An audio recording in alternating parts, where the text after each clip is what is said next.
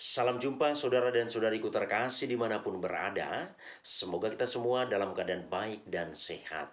Dan semoga Tuhan yang Maha Baik selalu dan senantiasa menyertai kita. Saudara-saudari, pada sesi ini saya mengajak kita untuk mengenal lebih dekat tentang Yayasan Nostra Aetate di Takhta Suci Vatikan.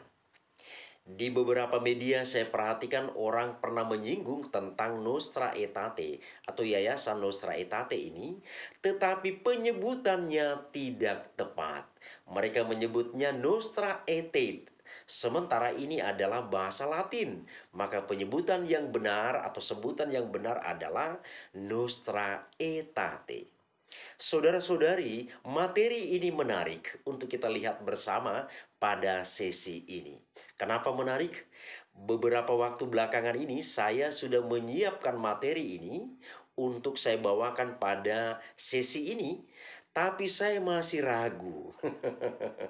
Kenapa saya ragu? Saya khawatir jangan-jangan ada hal yang tidak tepat mengenai informasi tentang yayasan ini, karena ini berhubungan dengan Vatikan. Maka saudara-saudari, saya berkomunikasi dengan Pastor Markus Solokouta SVD di Vatikan tentang yayasan ini. Jadi materi yang saya susun, saya kirim ke Vatikan kepada beliau untuk dikoreksi. Dan setelah mendapat koreksi dari Pastor Markus, maka saya dengan penuh percaya diri untuk membawakan materi ini. Kenapa saya berkoordinasi dengan Pastor Markus? Karena Pastor Markus adalah wakil presiden dari Yayasan Nostra Aetate di Takhta Suci Vatikan. Jadi materi kita ini bukan materi yang main-main.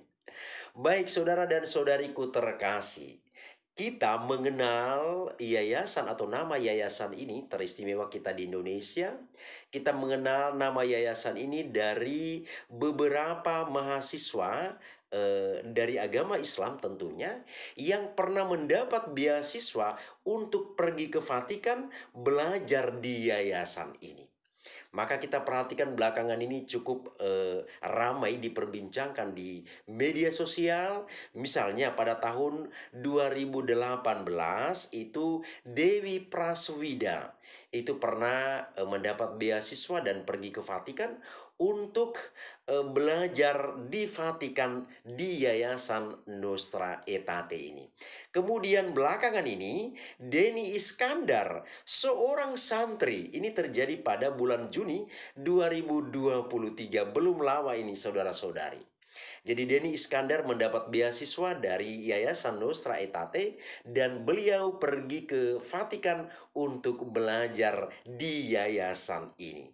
Maka saudara-saudariku terkasih, saya mengajak kita untuk melihat seperti apa sih kira-kira yayasan ini. Tapi sebelumnya kita lihat terlebih dahulu, apa itu Nostra Aetate? Sebelum kita sampai pada yayasan ini.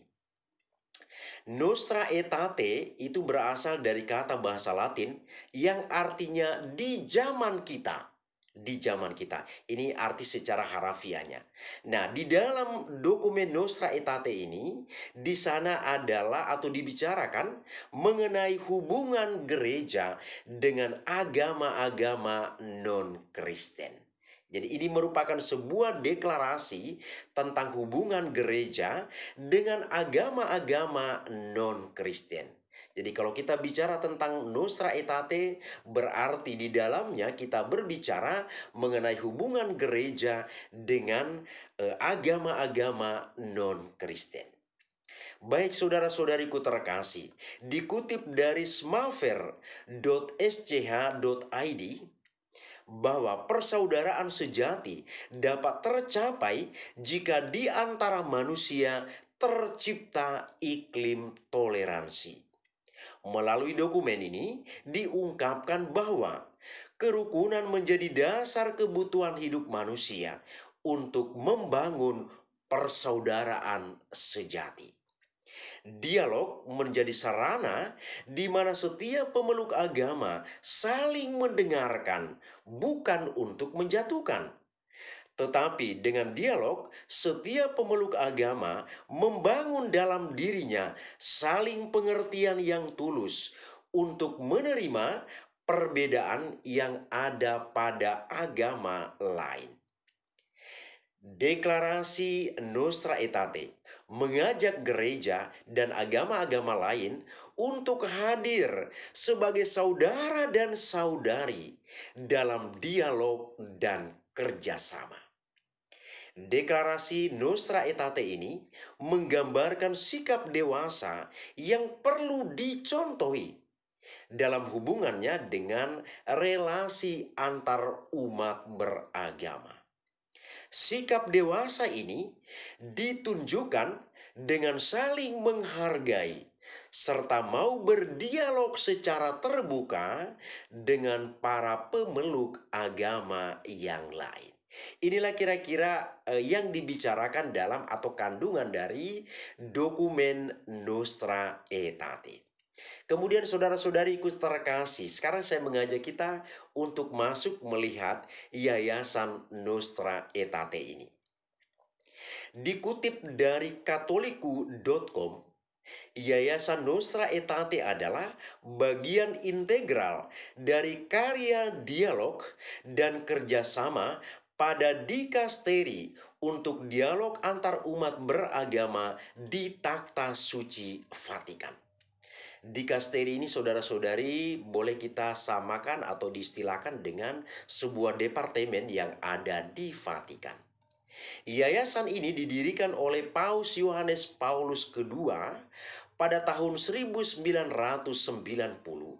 setelah mengubah nama dari sekretariat menjadi Dewan Kepausan pada tanggal 28 Juni 1988. Sejak bulan Juni tahun 2022, Paus Fransiskus melakukan perubahan nama dari Kuria Vatikan secara besar-besaran melalui dokumen Konstitusi Apostolik Predikate Evangelium dan mengubah Dewan Kepausan untuk dialog antar umat beragama menjadi dikasteri untuk dialog antar umat beragama. Yayasan Nostra Aetate, nama yang merujuk kepada dokumen Konsili Vatikan II, yakni Nostra Aetate. Di sana terkandung atau dibicarakan mengenai pernyataan tentang hubungan gereja dengan agama-agama bukan Kristiani. Ini menggarisbawahi era dan dinamika keterbukaan baru yang dicanangkan dalam Konsili Vatikan II. Pendidikan adalah lahan dan jalan paling efektif dan penting untuk menciptakan sebuah habitus baru dan dunia baru, berangkat dari perubahan cara pandang, cara pikir, dan cara bertingkah laku berdasarkan rasio atau pemikiran dan pengalaman-pengalaman nyata. Semakin mengenal dan dikenal, semakin mencintai dan dicintai. Dikenal maka disayang. Inilah istilah atau kalimat yang sering kita gunakan sehari-hari.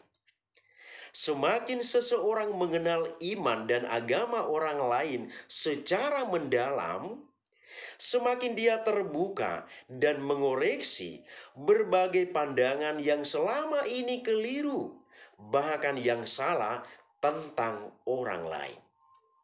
Knowledge is power. Pengetahuan adalah kuasa atau kekuatan. Menurut Padre Marco atau Pastor Markus, ya, nama keren atau nama yang dikenal oleh dunia adalah Padre Marco. Menurut Padre Marco, love comes from knowledge, yang artinya kasih datang dari pengetahuan. Ini kalimat yang luar biasa saudara-saudari. Mengapa kasih datang dari pengetahuan? Karena kalau kita belum mengenal seseorang atau kita belum mengenal seseorang secara lebih mendalam, kita belum tentu mengasihi dia seperti diri kita sendiri.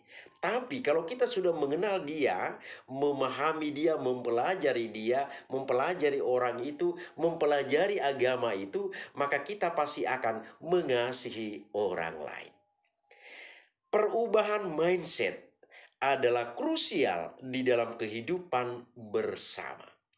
Ini tentang perihal bagaimana mengenal dan memahami orang lain di dalam perbedaannya, dan bukan tentang bagaimana menilai dan mencap orang lain seperti apa kita ingin berpikir tentang mereka. Tentu saja bukan memahami orang lain sesuai dengan kerangka dan konsep pemikiran kita, melainkan seperti apa adanya mereka.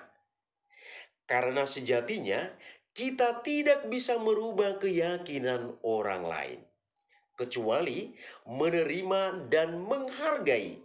Sekalipun ada hal-hal yang dari sudut pandang kita tidak bisa kita paham atau kita terima.